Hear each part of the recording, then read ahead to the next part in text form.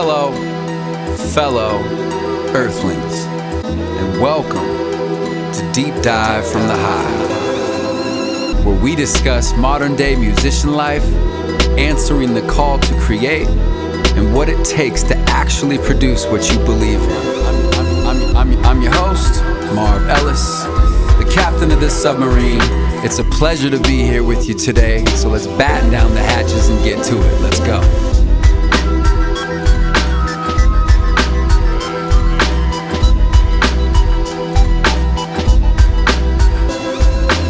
Hello. How's everybody doing out there? Thank you for tuning in once again. Thank you all for joining us. It's great to have your ears. I hope you all enjoy this as much as I do, and I have been enjoying it. It's awesome for me to connect with so many talented artists like this. Thank you for subscribing to the podcast and all your support, the sharing. Don't forget that all these artists we feature perform a multi-camera live stream show here live at the Hive after this interview, and you can tune in and enjoy that at any time. And the donations don't stop when the show is over. The link is still active. You can always look back, support the artists that that we brought through or that you saw. With that said, right here, right now, in this moment on International Women's Day, we have a very special guest in studio. She is a 5-tool artist, not only has her own critically acclaimed project, Fortunes Folly, but is also the frontwoman and a singer with this week's epic live stream guest, the Sugarbeats, on Friday. Ladies and gentlemen, Calysta Cheyenne, how you doing? I'm doing very well. Welcome aboard the submarine. Yes. Okay. Hello. I just want to push the button. How you doing today? I'm very well, thank you. Chill, you got your coffee? Got my coffee, got my water, ready to have some fun. Just talk it up, then go to work, yeah? Mm-hmm. This is the way. Yes. This is the way. Yes. Let's get into it. By the way, happy belated birthday. Thank you. To you. Thank Your birthday you. was last month? Yeah, it was February 4th. Okay. Yes. Awesome. What does that make you? I'm not an astrological wizard. I'm an Aquarius. What does that mean? It means I'm very special. Love it. So, Calysta, when I'll just be real. The guy I try to be. So when I think of you, I literally think of like superhumans. Ooh. Does that make sense? I love that. I don't know how you did it, but you did it. Like an artist with extra special abilities. Does that make sense? Thank you. Sometimes you see performers, you're like, oh, they're great. They have a great voice, but you don't just have that. It's just like explosion on stage. And so when I think of superheroes, I need to know the origin story. I need to know the genesis, right? Yes. So what I want to start off is, where does that genesis begin? Meaning, where were you born? You know what I mean? Like, yes. Can you tell me about that a little bit? Absolutely. Well, it starts with my mom and my dad, but I get a lot of my creative energy, I think, from my mother, because she is a very creative spirit and a very kind, joyful, sharing, creative person.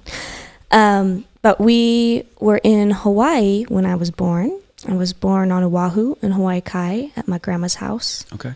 And I lived in Hawaii for a few years until I was about 7.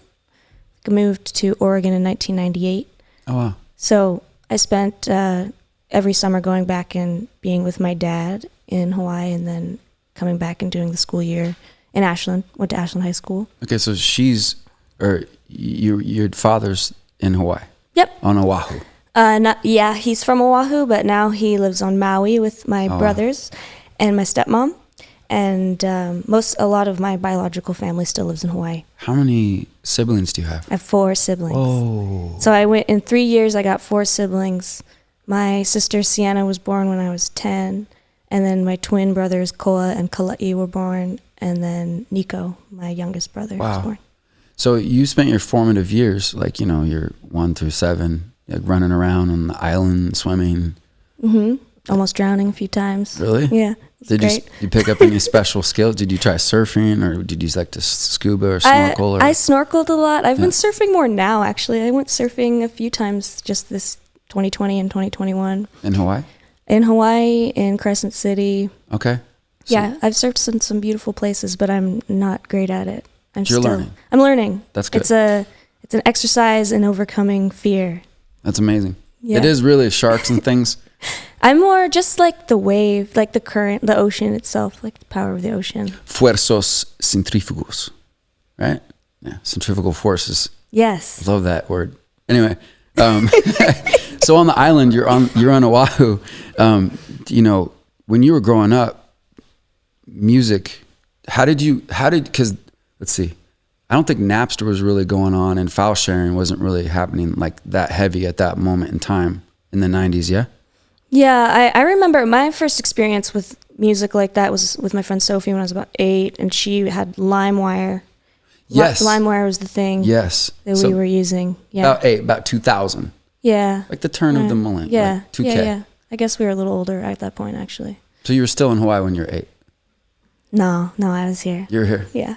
And then that just proceeded into the Ashland School program. Yeah. Do you know why did they pick here? My grandmother was here. She picked here. She's a scouter of places. She really finds beautiful places and What's moves her name? around. Her name's Nicole. Nicole, you want to say hi to your grandmother and your Hi, mom? Nene. Say hi to your mom and your family. Hi, Mom. Hi, family. Yeah. Hello, everyone. I love you. Now, see, I was playing a show about 5 years ago, and your mom came up and said it was an awesome show. And she told me, that she was your mother. Mm-hmm. And she's a dancer. Yes. Quite the dancer. Yes. Can you want to touch on that a little bit? Yeah, she was a professional dancer and danced in New York and LA and Hawaii. Wow. She was worked for a Vegas show that is in Waikiki called Legends in Concert. Whoa. She was a Janet Jackson impersonator. What? Yeah. So I grew up in a house of impersonators. What? Yeah. in Hawaii, we lived. Wait a minute. Sorry, I know. You're throwing my whole interview off here. No, go ahead. Our friends Jonathan and Eileen were married. Eileen was a Madonna impersonator. Jonathan was an Elvis impersonator. And then our friend, I can't remember her name, but she was a Marilyn Monroe impersonator. And yes, so always a lot of creativity, music, singing, But dancing. it's not just that. It's like flamboyant they're impersonating people that are super flamboyant performers. Yeah. Do you think that you picked up anything when you were a little? Possibly. Possibly. It's like, I'll take a little of that.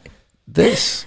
Yeah. Right? Because I'd go to work with my mom. Like, I watched the rehearsals, and I was in the theater. Wow. There was a big, like, they would do before the show started. It was like you were in a fake volcano, and the volcano would start erupting. And I remember it being very scary for me. Yeah. And my mom was like one of the dancers in Thriller, because there was also a Michael Jackson impersonator who like had the surgeries, like looked like Michael Jackson. Shit. Yeah.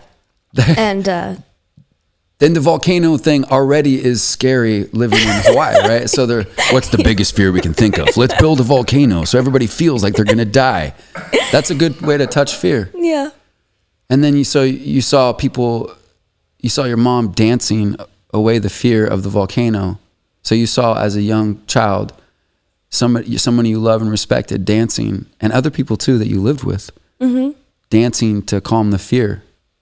That's one way of looking at it. That's just a slight perspective sideways shift. Yeah. We can go there for a second. But you came to Ashland. Yes. And then you were 10.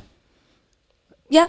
About then? Yeah. I started going to elementary school. So I was in like second grade, third grade here, and then went to Ashland Middle School, Ashland High School. Wow. And about when I was in middle school or high school, my mom started her dance school here. So she has Ashland Dance Works. And you were there with her? Yep. A lot? I took dance. I have had the privilege of getting free dance lessons my whole life. See, that's the money.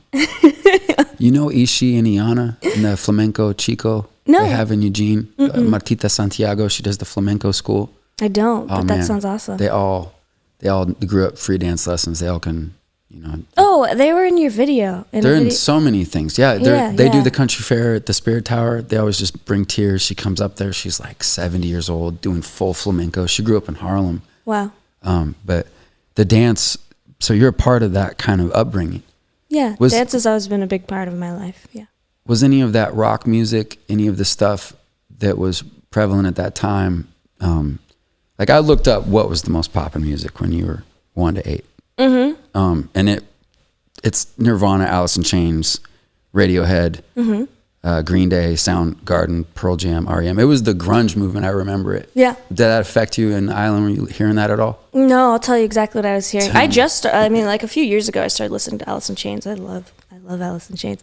But I didn't really get into the grunge music until really I started with Fortunes Folly, and like my bandmates introduced me to a lot of that music. But my mom played a lot of like Seal and Sade, Erykah Badu, Alanis Morissette. Yeah. Lots of jazz like Peggy Lee, Ella Fitzgerald, Billie Holiday. Sharon Jones. Not a lot of Sharon Jones. But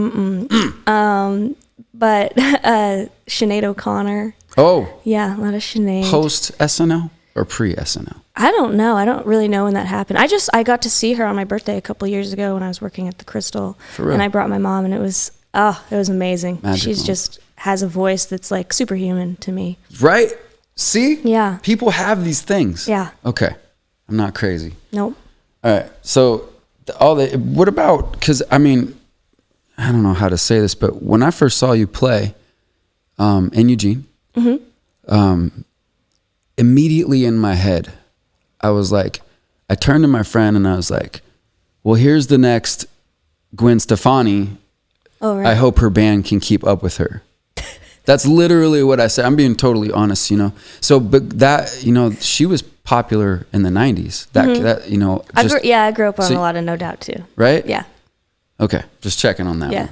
Because, you know. So you moved here and just like all the genres, they started changing. Like all of a sudden, Outkast, Eminem, you know, Kanye West are in top bands from that era. Yeah. And the genre started getting sprinkled and shared because we had LimeWire and Napster and everything. And so you're hitting high school in the middle of being able to have an iPod and build a playlist. Yeah. How did that affect you?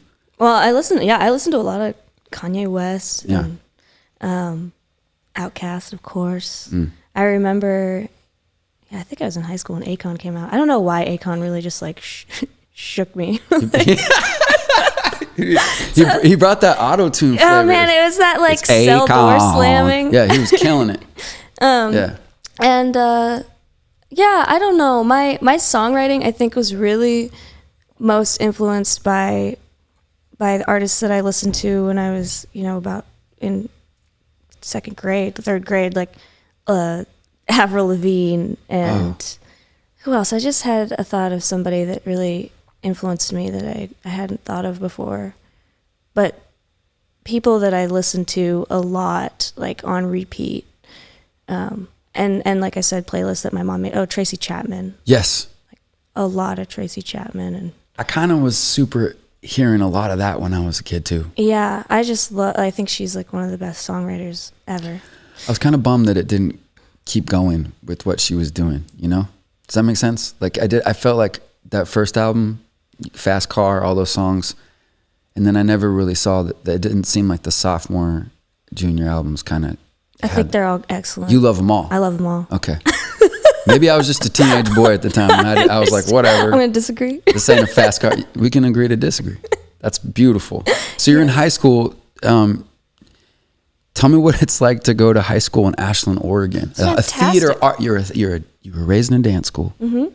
You're in a theater art performing town. Yes, moved to an Elizabethan theme park. Wow. I love Shakespeare. Yeah. I took Shakespearean lit twice in high school. Really? I love theater. I never was in any of the plays in high school. I mostly focused in high school on just like my dance with my mom, and then I took voice lessons from my teacher, Ken Orso. Okay. Shout out to Ken. Yeah. Hi, Ken. And spent a lot of time with my family, and I didn't do any sports. I didn't really do any extracurricular activities. Well, I think dancing is a sport.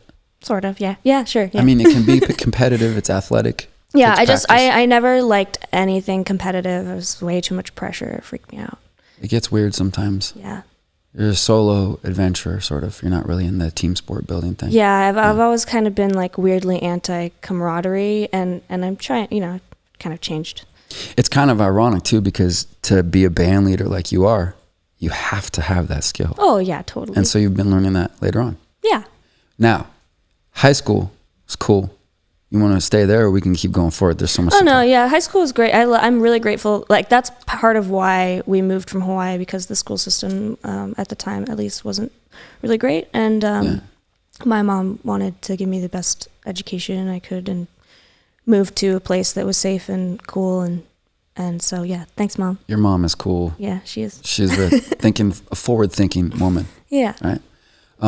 So after high school, I mean, you went to Berklee College of Music. I did, yeah, for a year. So that's a very prestigious school for musicians and music.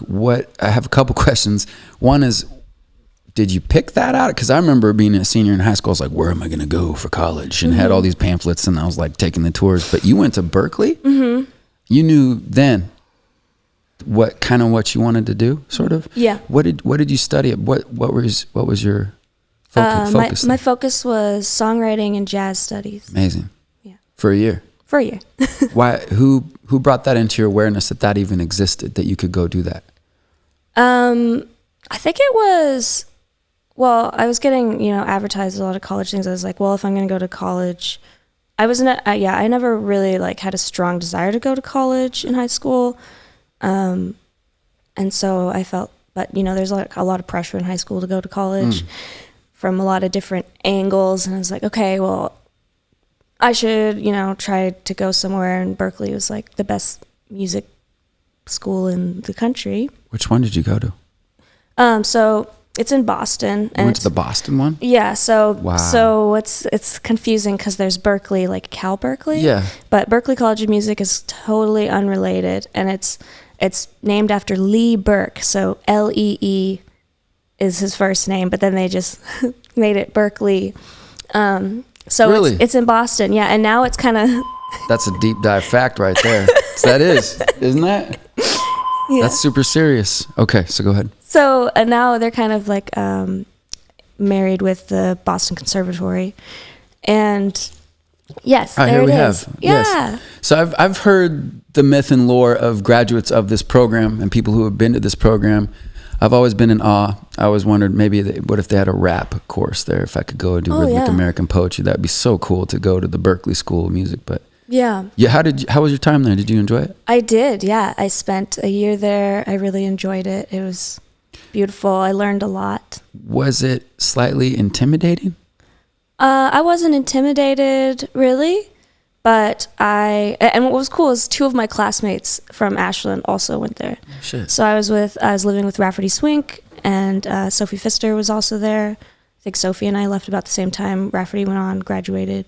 Okay. And and I remember they had some people come out to Ashland because they're like, wow, this is crazy. We have 3 people from Ashland High School in the same class all coming out here. So you were sort of a diplomat to Berklee School of Music about how dope Ashland is, right? That's what happened? Yeah, the 3 of us, yeah. I'm going home because it's actually cooler there than here. More sun. I need my vitamin D. Is that what happened?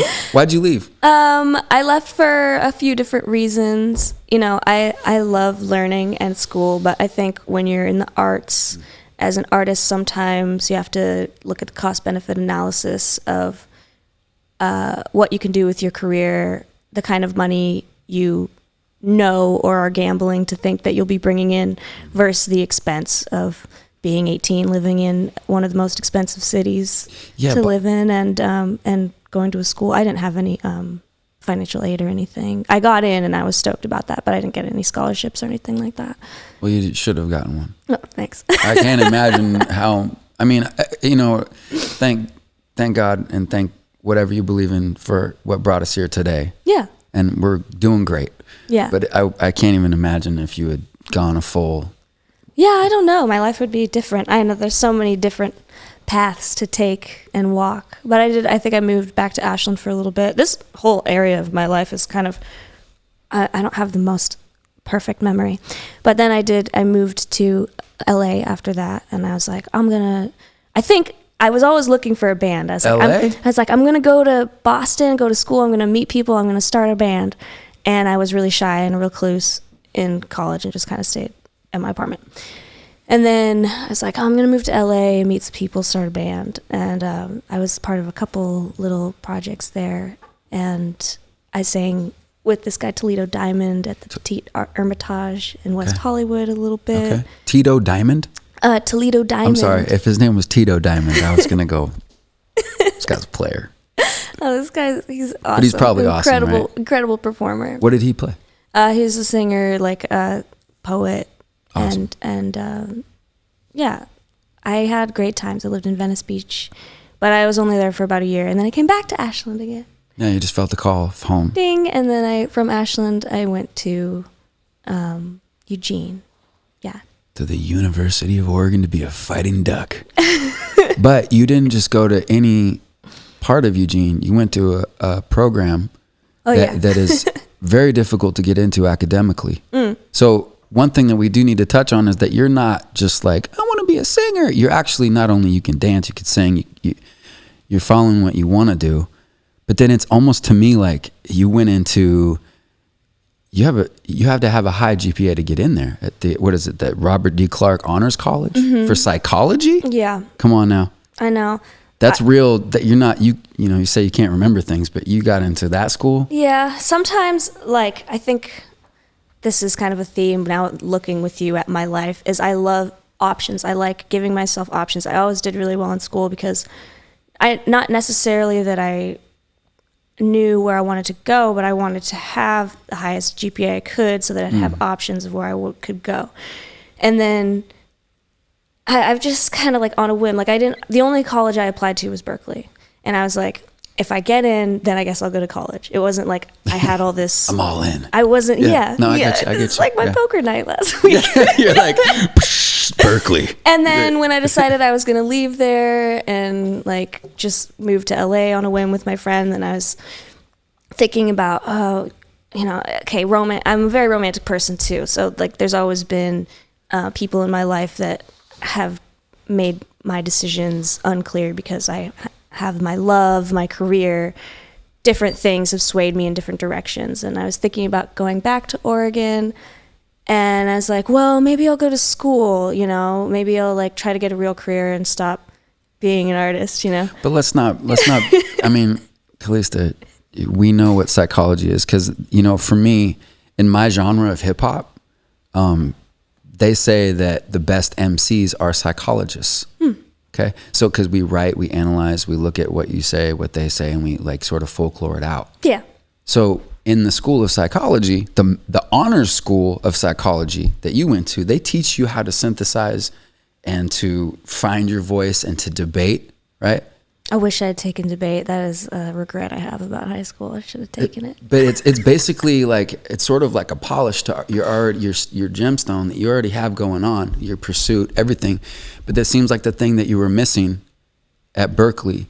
You sort of worked on it. Yeah, I mean, you studied it, and you studied how to use your voice and write even better. It's something that I'm interested in. Like I've always wanted to do what interests me, and in my time in college, and I was a research assistant briefly for one of my professors, and I had the opportunity to be in her labs and see her passion and see how excited she was about what she was working on and see what the work was really like and what it would be like if I were to follow in those footsteps. And really it showed me like, wow, she is as excited about this as I am about music. Right? When you see people that are like that, yeah. Like, look at Trevor's setup. Like, this is dude so cool. Is excited about this. Yeah, but so I'm all in. It made me realize I'm not as excited about this as she is, Yeah. And I would rather be making music. So then I, at this point also I had found Fortunes Folly. Right. And I was like, well, I'm going to drop out again and keep doing music. The creative and critical thinking you learn studying psychology has to apply. I'm sorry, but it has to apply to your songwriting, right? Yeah, and I still do my own research, because that's the beautiful thing about being alive and having the internet. Yeah, for real. You can find whatever you're looking for. I can find out the GPA entry level for the Clark Honors College. Is what you're right. So you're sort of honing and polishing your style. you know that you want to be in a band. You go to Berkeley, you study songwriting, you learn, you even harness it even more. You realize that, no, I really do want to do this music thing. And then you start Fortunes Folly. Yeah. Well, I joined. Well, Fortunes Folly was first. So how did this work? I was in Ashland. I knew I was going to be going to Eugene, and I was like, I need to be doing something musical. Because in Ashland, I always had my jazz bands. I played music with Paul Schmeling. Hi, Paul. The Paul Schmeling Trio. I have different guitarists that I play with, Tim Church and Dan Fellman. I'm playing with Dan Fellman on Saturday, March 13th. At Bella Fiore. Yes. We'll talk about that in a little bit. Okay. But I realized, if I'm in Eugene, I want to be doing something musical. So I went on Craigslist, as one does. You Craigslisted it? Craigslist. Damn. Yeah. I honestly, maybe? Yeah. Organic. Yeah, I like it. Organic? Yeah. I like it. It happened organically. I found my friends. That's amazing. And I met them at their studio on West 11th. And they played some of their music for me. They'd been together jamming as an instrumental group for a year. West 11th? Mm-hmm. Like where? Next to Bagel Sphere. Whoa. Mm-hmm. Like way out West 11th. Mm-hmm. Like the archery storage sheds where people practice in the storage sheds type? Okay, I don't know where that is, but past the Space Eugene. Okay, got you. If that's still... There's so many weird rehearsal spaces in Eugene. There's so many bands there, and it's kind of remarkable that you started with them, 2015, right? About then? Mm-hmm. And then in 3 years, you were voted Eugene's best band. In 3 years, Calysta. 3 years. Uh-huh. I grew up in the music scene there. It's not easy to do that. But we have a good team. You have a team, and you're a good team leader. I'm not the team leader. Who is? Alex Kolber. The drummer? Yes. Shout out to Alex. What's up? You've done it, Alex. You've done it, my friend.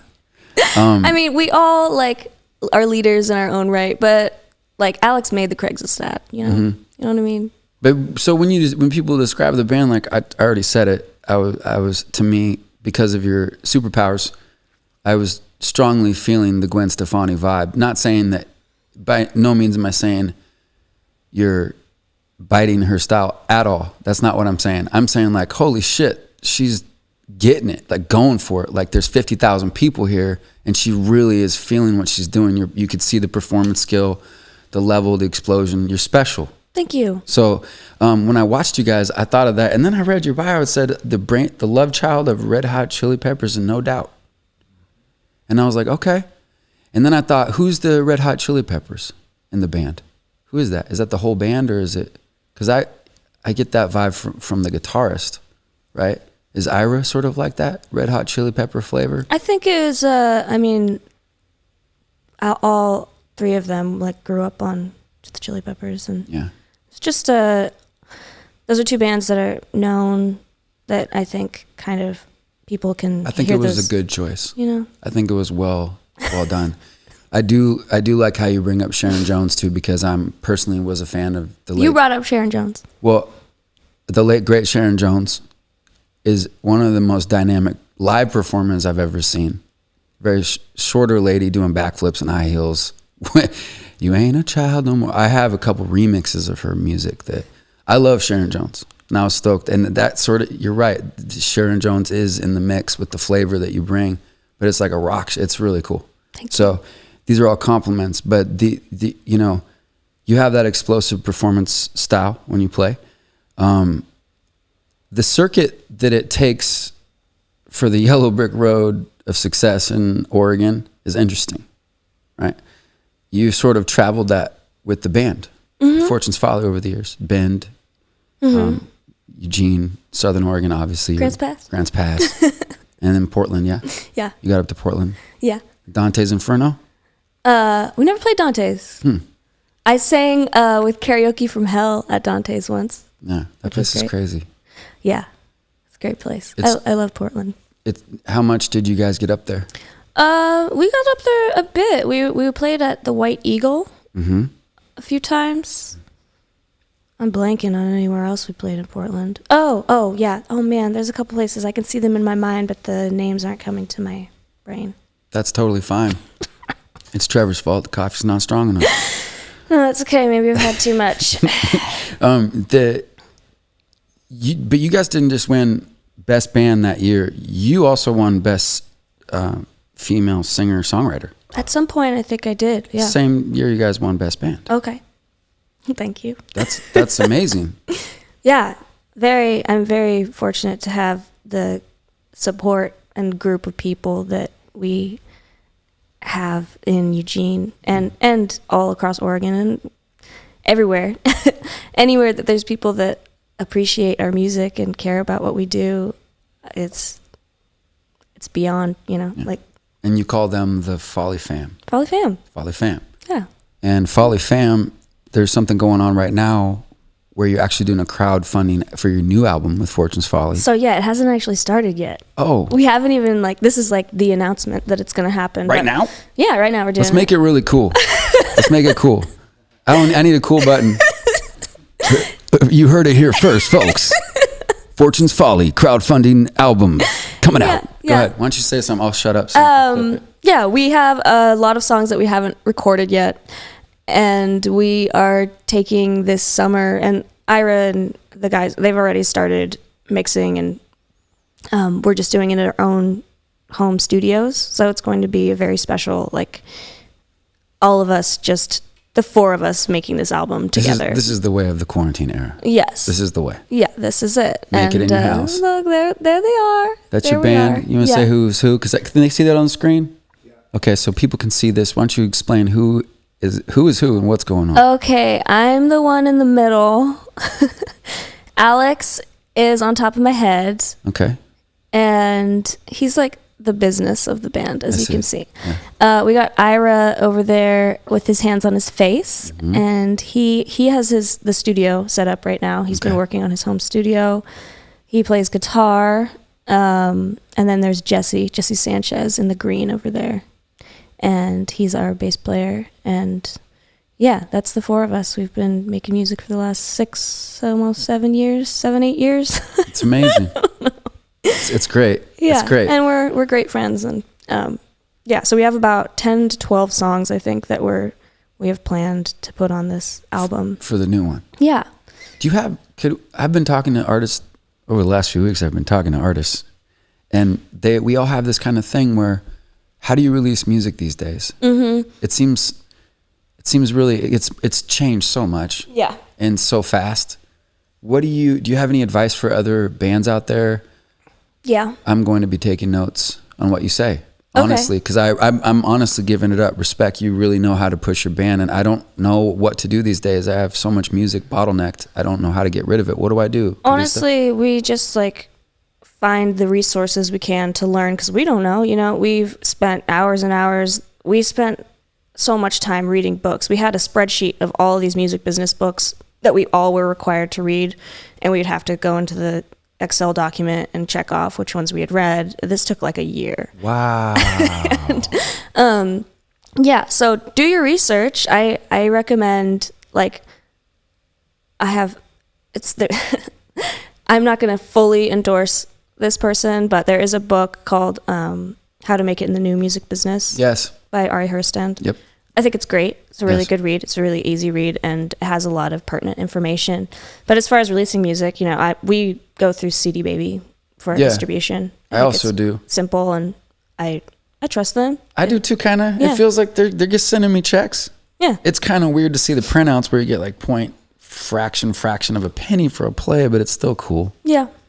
But it's not a business. It's not, I couldn't live off it. Right. So I think where the live off comes from is hone your mailing list and make relationships with real people and real face-to-face fans that you have a personal connection with that will support you by buying merch and things that are important to them. Find out what's important to them, what they want from you, and how you can be of service to people that are, feel that feel what you're doing. That's all I'm trying to say. No. Yeah. And honestly, if you're listening right now, I'm from Eugene. It's a college town. 90,000 kids come and go every 4 years. It's like running uphill in sand if you're trying to promote your band. It's very difficult. It's also an incubator town, which means that it's a very rainy, off the beaten path, but still relevant city where you can make, where a lot of bands are creating all the time, trying to do their thing. And when she tells you that that's what they did, and in 3 years they got voted best band, you should listen. That's all I'm saying. So that band, I saw it kind of trickle into this thing that I didn't understand what was going on as I watched from afar. But the Acoutsic Folly, and I know that's not really happening that anymore, but it did. Yeah. And two things came to my mind watching it. I was like, that's cool, a variation. Also, as a ninja and a superhero, with your skill of singing and performing, it felt like to me that you were using that moment in those shows to refine your vocalizing, just singing. Totally. Yeah. And am I wrong? No, you're correct. Did that feel that? And then also you have to shut off that lever of explosiveness that you have and just purely energize and just focus in on the singing. Yeah. Right? What's that like? Well, just like in all areas of life, there's a balance to everything. And in performance, there's the flow state of enjoying yourself. There's the focusing on singing on key and singing well. The focus on performance, having fun, engaging with the crowd. And sometimes there is one can take from the other. Yeah. And the goal for me is to elevate both sides of that so that you have perfect vocals and perfect backflips, right? Right. At the same time. Like a full picture of... But I don't know if that's possible yet. Well, but yeah, the Acoutsic Folly, I also, like I said, I grew up singing jazz. And so, and I get bored, not bored, but just like, I like changing what I'm doing a lot. I like exploring a lot of different things. And I was doing jazz for a long time, and I really had this like desire to jump up and down and scream at people. And that's an amazing thing about singing and rapping, is performance. Like, yes, people will pay to have you yell in their face, and it is amazing. It is the best feeling in the world. I don't know why everyone doesn't do it. I don't know. I remember my first show was with Papa's Soul Food Kitchen. It was a funk band in 2002, and I did my first show with Galactic. The funk band Galactic? We opened for him at a venue that's no longer in Eugene. Yep. And I did the whole show like this. And then after the show, he goes, look, man, these people are paying to see you. You're the performer. You're the one they're paying to see jump around. Look them in the eyes and be clear and do something on stage because they're paying to see you. So that's that logic. And I bring up the Acoutsic Folly because I saw and I waited and watched. And then at the end, I'm looking at the outcome of that skill level wise. And it feels like, oh my God, your katana blade is sharp right now with your vocals. Like you're really, like when you sing, it's all on key. It's not auto-tuned at all. It's clean. Thanks. So much respect. Thank you. It's really good. Thanks. So when there's a band, it feels like they're an energy pool, If there's a solo artist, it feels like they're an energy pool. We're all energy pools giving off energy. The Fortunes fam relates to it, And if you're in a band, you're everyone in the band is about a cause. If it's just you are the cause, There's a difference in it all. And it seems like you're a link between a few really powerful energy sources, not only the Fortunes Folly, but the acoustic thing that you do, which you're doing at Bella Fiore on Saturday the 13th at 5:30 p.m. Yeah, and that's just strictly jazz. Okay. And there's a lot of different elements of each thing. And you're performing with who? Dan Fellman. Who's Dan Fellman? Dan Fellman is a jazz guitarist here in the Ashland, Oregon. Okay. Forgive me, Dan. I would love to meet you someday. It's just cool. I get to hear about people like that through this thing. So have you seen these? Have you done a lot more of these shows since quarantine came up? Because I know that this is one of the only gigs you could get in quarantine. How's that been for you? Good. Winery gigs. Winery gigs are great. I love any gig. As long as there's one person there that's enjoying it, I'm happy. Okay. But this quarantine has given me the opportunity to actually hone in my vocal skills more. I've been doing a lot more exercise. So there's some years where I just like stopped, and I became kind of stagnant in, I'm doing fine. Like people like my voice, it's fine. But there is just so much more I can do with my voice. And right now I'm pushing myself to actually have discipline and study and practice and get better, because I can always get better. That's true. So, yeah. For all the women watching, young and old, what message would you give them here about pursuing what you love right now? Oh. This is International Women's Day. It's You're a powerful International woman Women's Day. pursuing what she loves, refining her skill. Yeah, I mean, if you can, do it. If you're scared, do it anyway. Do it anyway. Yeah, Yeah. That's the move. This other energy pool you're linked with is the Sugarbeats. Mm-hmm. These are your boys. Yeah. You grew up with these guys? Yeah, I grew up with Luke Estes and Ananda Goldsmith. Okay.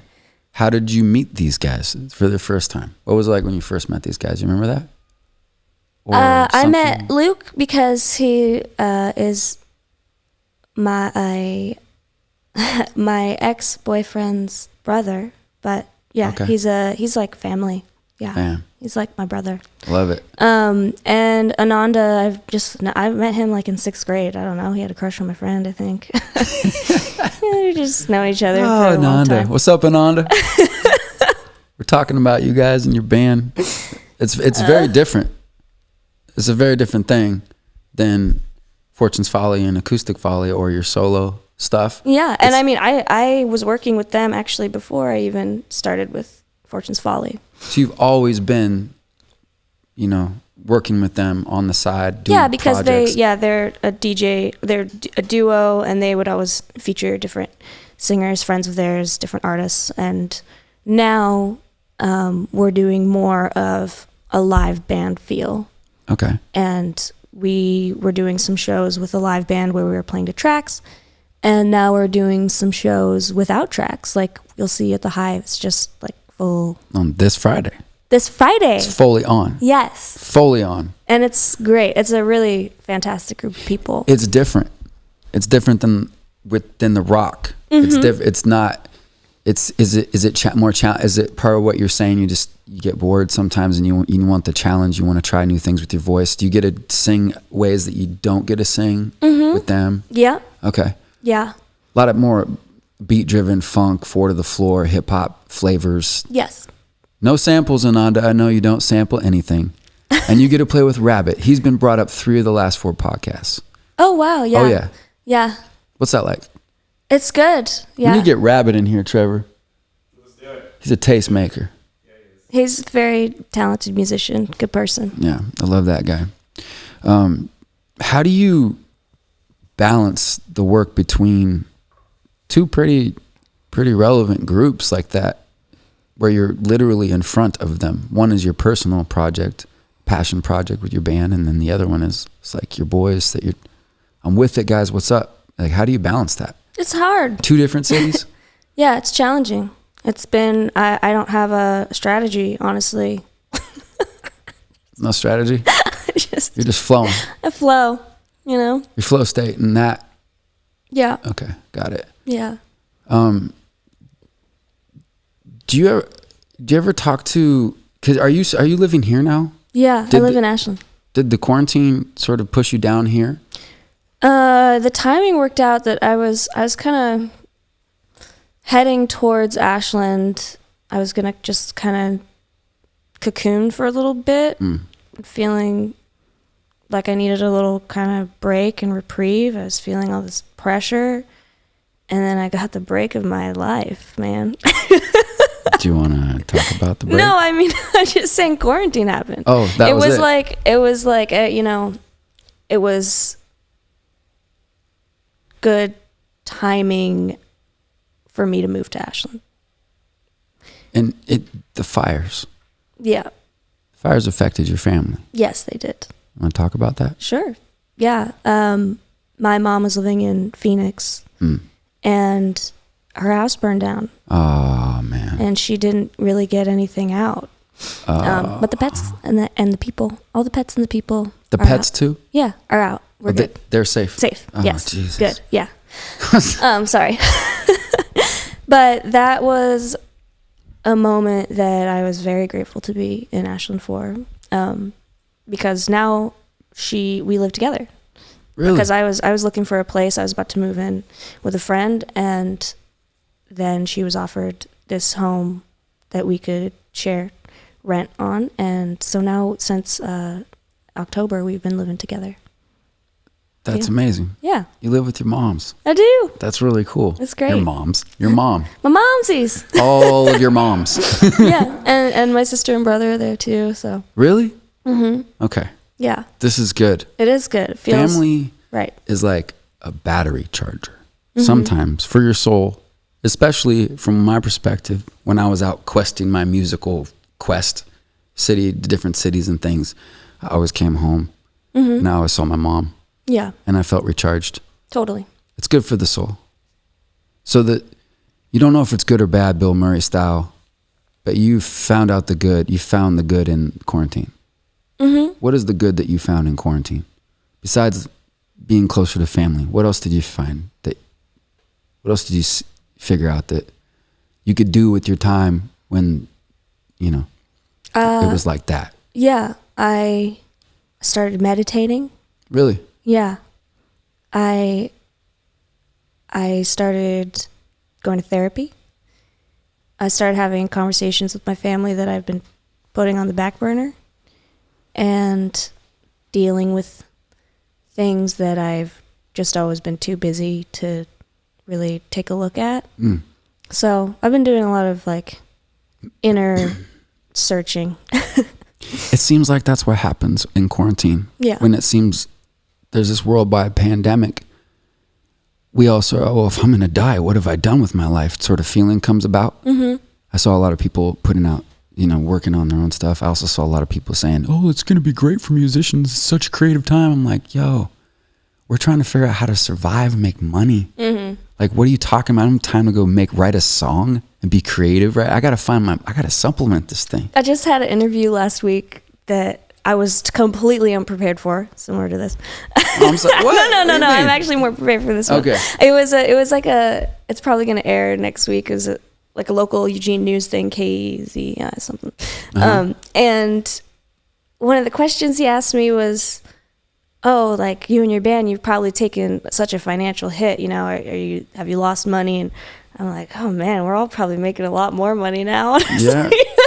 Really? Because we're not taking off work to do shows, you know? Like we're like all working, grinding in our other jobs and like focusing on these things that are probably more lucrative than the music was, because you just put so much into, we were sustaining ourselves. We had a solid business plan, but it was definitely not the kind of like money that you can make at a different job, I guess. Yeah.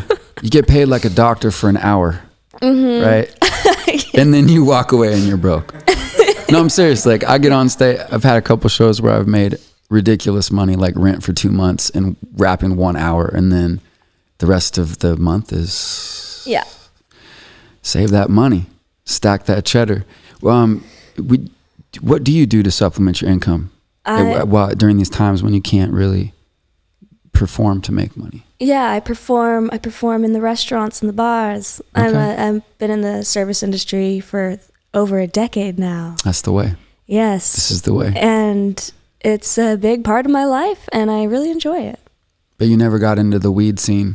No, That's interesting. I never did because of a lot of reasons, but there's too much. Yeah, I don't know. I think I thrive in the service industry. I do. Are you, what restaurant do you work at, or do you not want to say? Oh, I don't care. Are you proud? Where do you play? Oh, I'm super proud. I work at Martino's. Martino's? Yeah. I've eaten there once. Cool. That's a very, very nice establishment. Oh, thank you. Very nice. Thank you. Yes. I need to get to Ashland more. I don't get to eat out very much. I live in the Applegate, so it's like a 2-hour round trip for dinner. Right. Which is... makes it a little more expensive. I want to take the lady out, be romantic, but it's like, damn, 2-hour drive. Yeah. Just if you're passing through. You know. Yeah. I would like to see that. But what if you didn't do music? I know. What would a person like you, with what you love to do, what would you do with your free time, if music wasn't a reality for you, what do you think you'd be doing? Oh God, I have no idea. Can you guess? No. You're studious, right? You're studious. You're personable. I don't know. I might be a clown. Would you be a teacher? No. I love kids, but it's I teach. Well, I that's another thing I do is I teach dance. I teach fitness and dance classes. Okay, that's a giant thing. I know. I'm to sorry. Just suddenly bring up. But you know what? I like it. That's organic.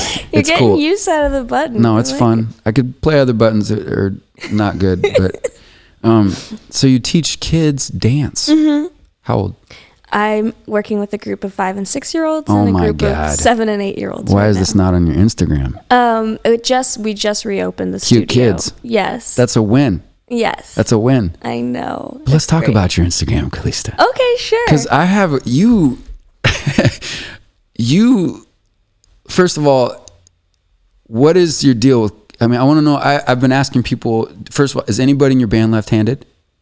Oh, Rabbit's left-handed. Rabbit. Hold on a second. Oh, and Alex is left-handed. Alex and Rabbit? Yeah. Okay. And why? What's happening? Nothing. Just a personal experiment I'm conducting. Okay. And those then, are the two. Yeah, Alex and Fortunes Folly, Rabbit and Sugarbeats, and okay. I'm right-handed. I am a right-handed lady. I don't know what that means. Respect. But You're a RHL. Yeah. Awesome. Super RHL over here. I forgot where we were and what we were talking about. This coffee is serious. You're conducting an experiment. You're asking me about left hands and how we're looking at my Instagram. Okay. Let's talk about color real quick. Okay. You love colors. I do. What's your color scheme? What's your palette? Oh, What do you like? What are you feeling these days? Oh my God, I love You love colors. I do. First time I met, your hair was rainbow colored, and that was before that Tekashi 6ix9ine was coloring his hair all rainbowy. I know. Yeah. You're like the OG of that shit. Thank you. I wouldn't say I'm the OG, but yeah. That's bringing up the Tekashi 6ix9ine really. I'm just saying. I'm sorry, but let's go back to color. Okay, sorry. Like colors. What colors come to your mind? You're just happy, and you're in a comfortable place, bubbly bathtub, Well, just chilling.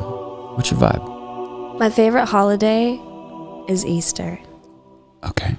because I love baby animals Okay. and pastel colors. You like pastels, I love pastels. which I have learned from the Danielorian that those are colors that are classic, are nostalgic colors. They represent history. Am I wrong? No, I'm on, right? Okay. So I'm learning about colors too. They all have a resonance and a vibration and a noise. They make noise. So, do you have synesthesia? I don't even know what that is. It's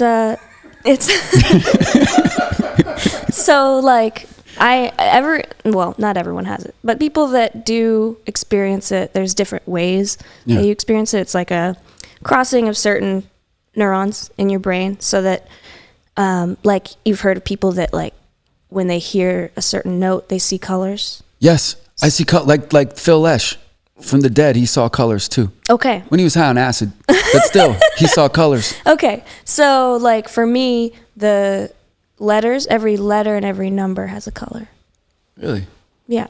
And So if I said a letter, and a letter, you would think of a color. Can we try this game? right, yeah, like like there is a color for it. Daniel, escoge un color. Si quieres. Amber. Wait, No, this is wrong. We got to reverse that. A letter. R.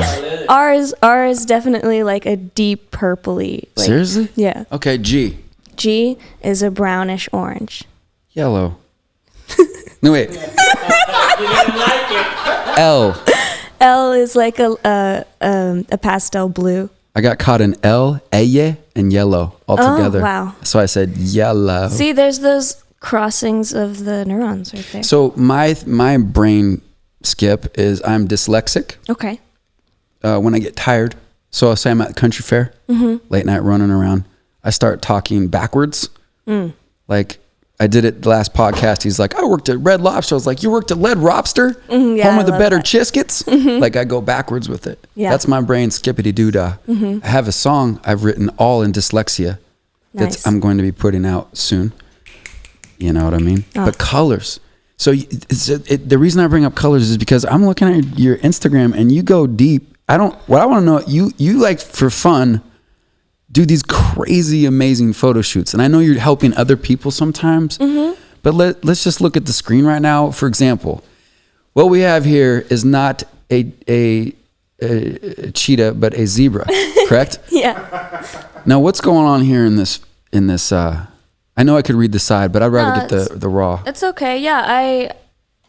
I found that costume and, well, I was just thinking like, zebras have naturally like a mohawk, and I thought it'd be really fun to do like a punk rock like zebra. It's amazing. And this is amazing. This is for Halloween. This is your Halloween costume? Yeah, I love Halloween. That's my maybe second favorite holiday to Easter. Really? But I dress up on Easter anyway. I take every holiday as an opportunity to dress up. So yeah, I borrowed my sister's docs. I mean, you're like that's the gangster zebra. Yeah, that's sideways lean. Yeah, it's just kind of my little. That's zebra. That's the health goth zebra. Just vibing on the broken, dried up lake bed. You know where that is? I wish I did. It's Immigrant Lake. That's Immigrant Lake? Yeah. I only went there once. No, listen. I went there once and it was freezing cold. It was freezing cold. That's why I'm wearing gloves. Oh my God. It was like 6 a.m. We went for sunrise. What if this was the photographer was Senya. What if this is what you would do if you didn't do music? I mean, because it seems like this is what you would do. You would be a creative photographer working in the costume design and things because you love this shit. You love colors. I do. I love costumes. I love dressing up. I like embodying different characters. What are your favorite animals? Oh, I love mountain lions. Like cougars? Mm-hmm. I also love skunks. You like skunks? Mm-hmm. You'd hate the 238 where I live, man. It's like dead skunks all day. It's so sad. Yeah. Because you drive by them and you're like, I guess it's good they're dead, but they sure do smell. Yeah. And they would kill my chickens, but God, there's so many dead skunks. That's so weird. I just found out today that skunks kill chickens. I didn't know they were murder. I didn't know that was what they were into. Savage. Dangerous. Let's talk about a fun question, okay? Yeah. I want to know right now. Okay. So I give you a Geo Metro car. Oh, I used to drive a Geo Prism. Awesome. So this is a magical time machine, Geo Metro. Okay. And what the thing is you have to drive from here, Oregon, and you have to drive nonstop to Florida, the tip of Florida. Okay. You can bring one person. Oh. And that's not the question. Oh. Actually, you can bring whoever you want, so it's not even a decision, okay? Okay. So we're going to go in a magical time machine, and then the time machine's going to take you back in time or forward, or wherever you want to go. And then when you get to Florida, you get to see a show. And it's in a small, mid-sized venue, and you get to pick the opener, the main support, and the headliner. Anybody that ever played. So you could have Louis Armstrong or Ella Fitzgerald open up for Beethoven, right? But you get a pick. But the way you get to see the show is you have to drive nonstop for 4 days in a Geo Metro, like a little car. Yeah. So it's kind of, you got to work for it. I don't know. That sounds really fun. But yeah. Who is it? Okay. Well, obviously, I'm not going to think about this for very long. And it's just going to be my natural, like, just flow with it. Flow gut reaction. Yeah, who's your gut? Well, I've already seen Fiona Apple, but I'd always want to see her again. I love Fiona Apple. Really? I do. Is that the opener? I do. Sure, yeah. Because you get to build your ultimate show. She's good because I'll, she'll build the energy. So yeah, let's put her at the top of the lineup. Okay. Oh man, who do I want to see? Oh man, I can't say that. You can if you want to. I keep thinking of people I've already seen. I'm like, no, you should branch out and see somebody new. You don't have to expand your horizon. It can be somebody this is like this is mega show. This is the ticket that you would trade one of your siblings for, because it's never ever will ever happen again. And anybody that's passed away, everybody's in their prime. Oh my God, so you know much what I'm saying? pressure. I took the timer thing off. It's not taken, is it? You're good. I guess. How about jazz artists? Yeah, I mean, as far as jazz artists go, obviously like Ella. I'd want to see Ella. Is it Ella? Yeah. Okay. I'd love to see Ella. So Ella warms up the evening. One of those old SM. Fiona's gonna warm it up. Then maybe Ella. With a bigger band.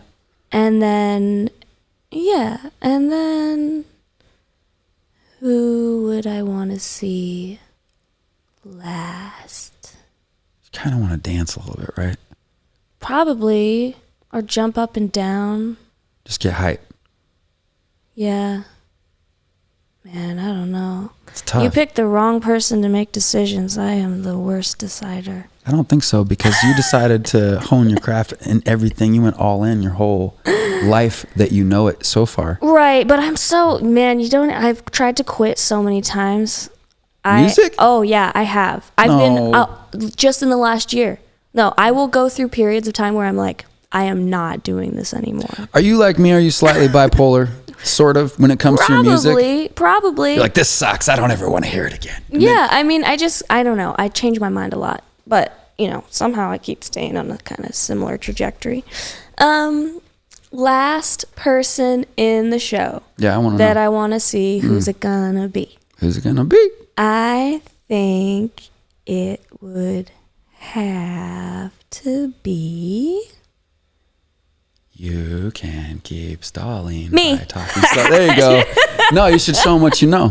That'd be cool. I'm just kidding. That'd be cool. I have this problem though whenever I see live music, is that I think it's what keeps me doing it, is I can't, like, I was working in production at the Crystal Ballroom, and I was working for Monkey. And I was like, what if I just went into production and like started working on being like kind of behind the scenes? But my problem is that I just have this deep, dark desire to be on stage. I just want to do it so badly. Yeah. I can't watch an artist without having this like kind of like weird envy feeling of like, I want to be up there. I want to be on the stage. And like my friend's mom always brings up the story of when I would come over to her house to play with her daughter. I would just stand on the table and be like, hey everybody, look at me, I'm gonna sing a song. She'd like, you'd start singing some weird song about Jesus, and it was really awkward, but you just wanted everybody to look at you. I don't know, it's just part of who I am, and have to embrace that. I mean, you were shown that. I mean, we just talked about how, 53 minutes ago we talked about how it actually was how you're brought up. Yeah, like you were shown how to project your social identity through performance. Your id was carved at a young age with performance. So it completely makes sense. It's not weird. Yeah. And I totally understand what you're saying when you see. I hate going to live shows. I'm like, I just want to get up there. I mean, I love it, I know, but it's inspiring. I wonder if this crowd would feel us too. Like, oh man. Like and I can't, and I'm so obsessively about it that sometimes it ruins a live show. I'm like, oh, that guitar is way too low, man. Right. This sound man, I need to go look at the sound, and I need to go tell that sound man. I know that I've like watched. If I was watching you and they couldn't hear you, I'd be behind the sound man like that, and I'd be like, yo, man, I've heard them a few times. You need to get her voice up. Like, come on, man, those cymbals don't need to be that high. Right. Right. Yeah. It's just like people who study film or anything. They study it, and once they learn the tricks and how things are made, when you know how they make the sausage, it's kind of like a different perspective. You're like, damn. Like movies, film, he's ruining film for me because he's showing me how each shot is lit and everything like that. Oh, like, yeah. Oh, damn. I was just watching this show, the Shannara Chronicles, and it's great. I love fantasy. You're sci-fi? Sci-fi, but like medieval. I like sci-fi, but I also like medieval, like magic stuff. Thespian, medieval. Yeah. No, I'm with that. But I was watching, and there's this shot where you see the shadow of like someone in production, like you see their shadow. I was like, dang it. Took me out of it, Yeah, like the coffee cup in Game of Thrones. Oh, I never saw that. Or the water bottle. What was it? It was a water. It was a Starbucks cup.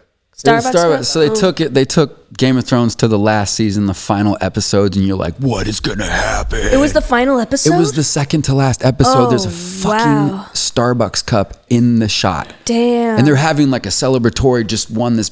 I don't want to ruin it for you. Oh, no, I stopped after like season 4. I couldn't. Why? Well, like I said, I like medieval and fantasy like that, but it was there wasn't enough magic for me. I need like full blown, like really cheesy, like more. That was so political. Like magical surrealism. You're about that. Yeah. You don't like. You're not more of a Star Trekky sci-fi. No, you like Star Trek? Oh yeah. Hey, I love Star Trek. I'm currently engrossed in Deep Space Nine, like deep in Deep Space Nine. I haven't seen Deep Space Nine. You want to know the craziest thing about that? What? Not to make it all about me, this podcast. It's okay. But my entire life, I've never heard one person on any TV show or movie ever say Garrick, which is my name. Oh. On this show, there's a Cardassian named Garrick. Wow. And so they always say, it's like I've heard my name said, and not only do they say that, but they say it all the time. If they're like, Garrick, you want some coffee? How's your coffee, Garrick? It's like constantly. And I just found this. That's awesome. So that's my reality of my sci-fi, where I'm at right now. Nice. But I kind of dig the sci-fi. I understand the thespian and the medieval flavors that you like. Mm-hmm. What books did you grow up reading? I read all the Lord of the Rings books and The Hobbit. Yeah, all that. About the Hobbit life. Yeah, I didn't get into the movies. I love the Lord of the Rings movies, but yeah. I read a lot of books. I used to read a lot more than I do now. I just kind of started again. You read for fun? Yeah, I do. The last like fun series I read was this series about this witch woman. It was really good. The first book is called The Bear and the Nightingale. Do you know authors by name? Catherine Arden is the author. Okay, here's a good one. I got a good one for you. Which sci-fi magical surrealist author would you like to collaborate writing a song with? Oh. Dropping the mic. Writing a song. Write a song with one of your favorite sci-fi. You know what I'm saying? Who would you like to write the story treatment for your video short film about a song? So they get you know what I mean? Like you collab with them. You fuse music with sci-fi literature. Okay. Who would that be? Well, first person that comes to mind is Russian author Yevgeny Zamyatin. Oh, Yevgeny is from He wrote Totally. Okay. Now let's get some book suggestions. It's one of the first dystopian sci-fi novels. Yeah. Can we throw this is the cool new. I hope he's Russian. I think it was Russian. The fact that you recalled his name perfectly. Oh yeah. Have you seen the movie with Christian Bale? I've seen all the Christian Bale movies. Equilibrium. Before the light, there's darkness. There's always darkness before the light. I love it. Equilibrium? Nope. Okay. It was kind of Equilibrium. I think was like a mashup of 1984 and really plot lines in a way. Yeah. So I got some watching to do here. I got a little short list of homework I have to look up. But collaborating on songwriting is it's an interesting thing. I haven't done it very much, but I've done it a couple times with Sugarbeats. Yeah. So Luke and Ananda write, I think the majority of their lyrics. They have sometimes other people write, but like on 1873, yeah, I wrote a little bit of the lyrics. Mostly the lyrics were Luke. Yeah. But that's something that's interesting for me, and challenging about singing with Sugarbeats is it's different because with Folly, I've written all the lyrics and they're really in my head because I've written them. And there's just a difference of covering someone else's material or having a collaborative part in someone's material or doing the jazz standards, which have been done so many times. Because they're sort of innately in your brain. Yeah. The jazz standards, and then the stuff you wrote is muscle memory, right? In your soul and heart. Yeah. And then when you do the collab stuff, it's like this thing you had, but it's not innately or, in your passion project, but it's like this thing you can do. Yeah. I always have problems with that. When I do collaborations with other rappers, get on stage and bust your verse, bro. And I'm like, okay. And I literally will be like this listening to my verse, trying to make sure I don't fuck it up. Yeah. It's really different. It's a different mind space. It is. And covering like Sugarbeats has a lot of different artists that they feature, and I sing a lot of those songs.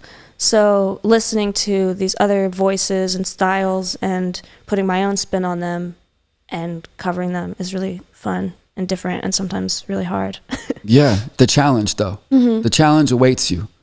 You're sort of on a sci-fi, modern day sci-fi musical quest as a warrior of spirit. I like that. That could be the collab with Ferdinand Machowski. If you want. Yeah. Like I wish people at home get a chance. I hope people at home get a chance to see you perform live, and I hope that they tune in on Friday, because to me, early in the show, I said you're a 5-tool artist. You know what that is? Okay. I played baseball, and in baseball, scouts come and watch you, and it's very nerve-wracking, and they analyze you on a 5-tool thing. Okay. Can you hit for power? Can you hit for average? Do you have speed? Do you have a throwing arm? And how's your defensive glove? So over the time, I kind of relate that to my friends and the musicians I know. And it's kind of relative to their success musically is how many tools they have.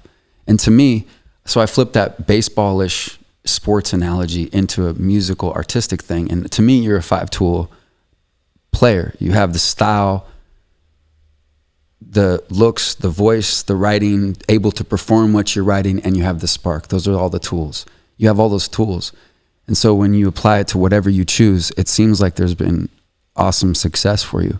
Thank you. And as a woman, it's so cool to see that in Eugene, like just my experience watching, I was like, damn, she's killing it. Thanks. Like almost like, God, I want to be up there too. Like, but she's killing it, it's awesome. And I've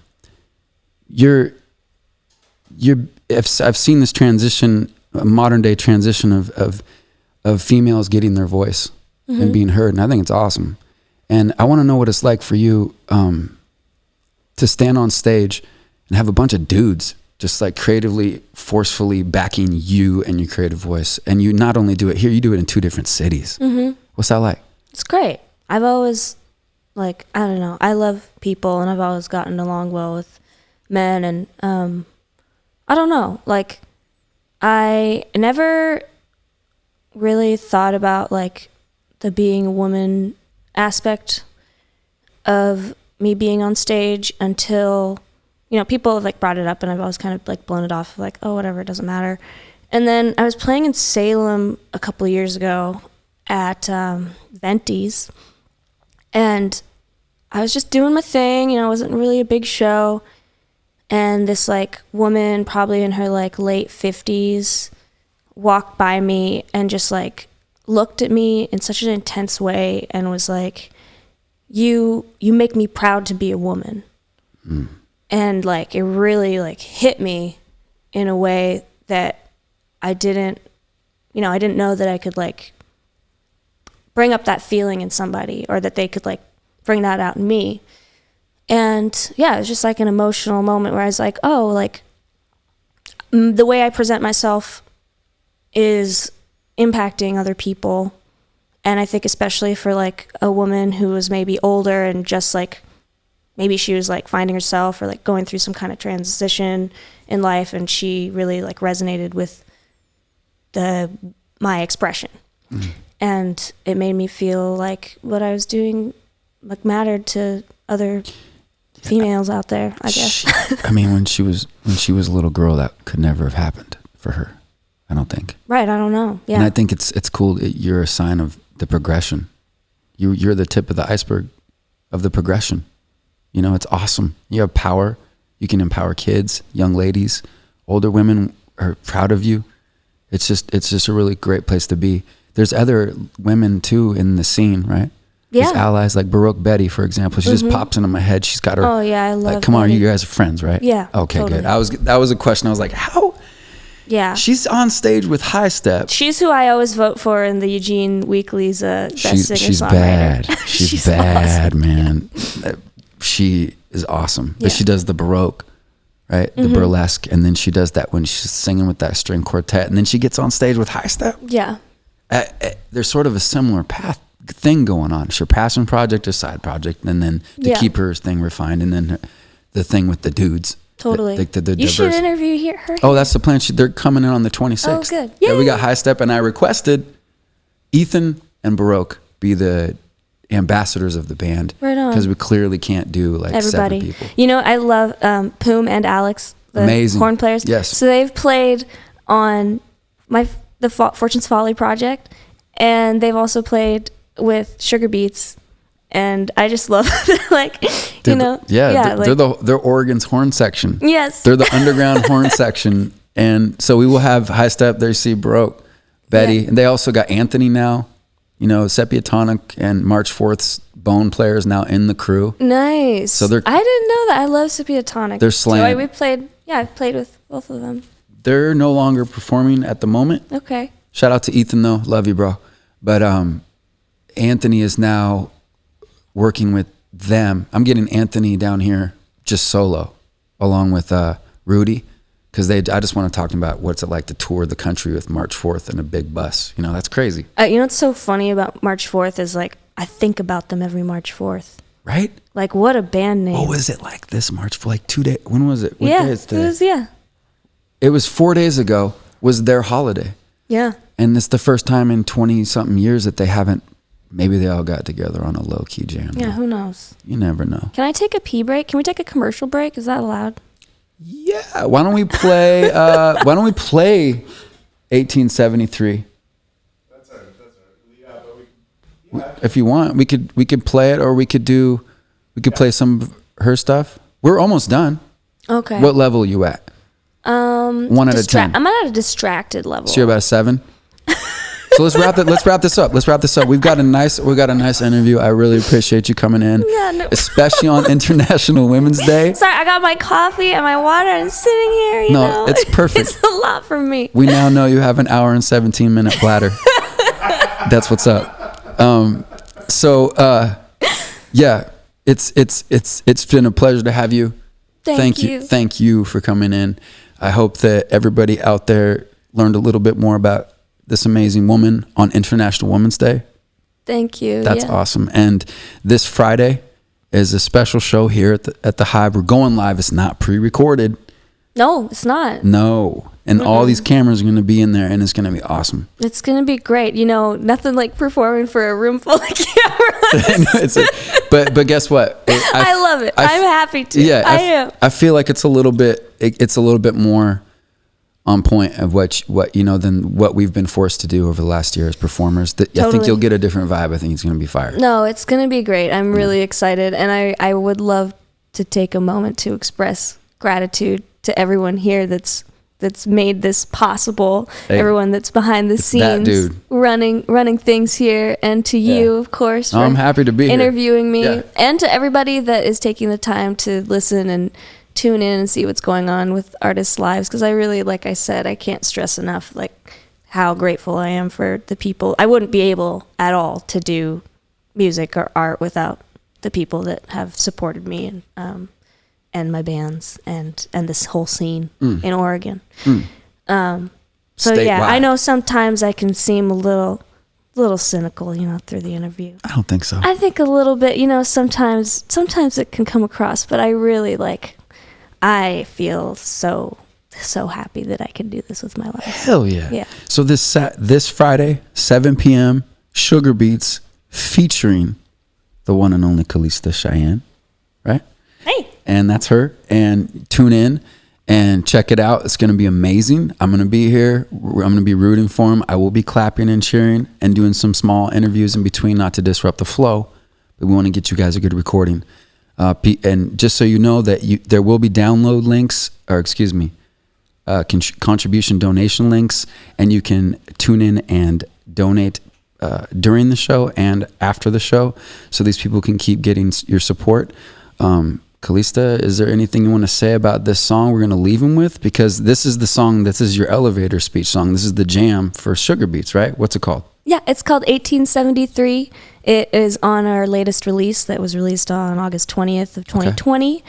And it features a few different artists on it. And I really think it has a lot of power. It's fun. I like it. Yeah. I like it. Organic. I like it. So here it is, 1873.